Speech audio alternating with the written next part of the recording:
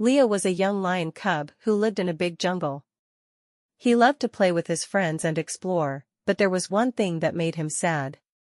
Leo couldn't read. All the other animals could read signs and books, but not Leo. One sunny day, Leo asked his mom, "Can you teach me to read?" His mom smiled and said, "Of course, Leo.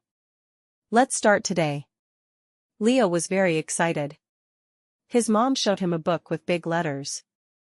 "These are the ABCs," she said.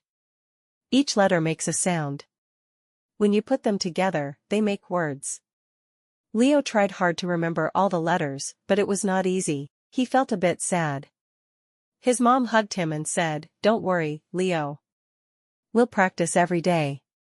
So, every morning, Leo and his mom sat under a tree to learn. Leo found out that A was for apple, B was for bear, and C was for cat. He liked making the letter sounds. After a week, Leo could say all the ABCs. His dad heard him and said, "Great job, Leo. Now let's try to read some small words." Leo's dad wrote cat in the dirt. Leo looked at it and thought hard. He remembered the sounds, cuhada. Then he said it faster, cat.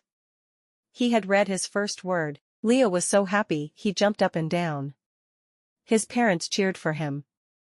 From that day on, Leo wanted to read everything he saw. He practiced reading signs in the jungle. There was a sign that said "Watch out for snakes" near the river. Leo read it slowly and told his friends to be careful. They were amazed that Leo could read the sign. Leo's friend, Ellie the elephant, saw how much fun Leo was having with reading. She asked him, "Can you teach me too?" Leo was happy to help. He showed Ellie the alphabet and helped her sound out words, just like his mom had done for him. Together, they read short stories about jungle animals.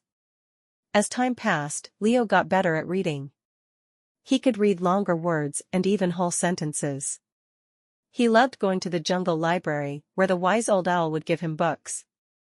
One day, the owl gave Leo a special book about a brave lion who saved the jungle. Leo took it home and read it all by himself. It was hard, but he didn't give up. When he finished the book, Leo felt very proud. He told his parents all about the story. They were so happy to see how much he had learned. Leo's love for reading grew every day. He read about faraway places and exciting adventures. Every book was like a new journey for him. Leo also used his reading to help others. He read instructions to help his dad fix things. He read recipes to help his mom make yummy meals. And he read bedtime stories to his little sister. One day, the jungle animals had a big problem. A sign had fallen down, and no one could remember what it said. It was about which berries were safe to eat. Leo offered to help. He found the sign and read it out loud: "Red berries are good, blue berries are bad. Eat the red, not the blue, and you'll be glad." All the animals cheered for Leo.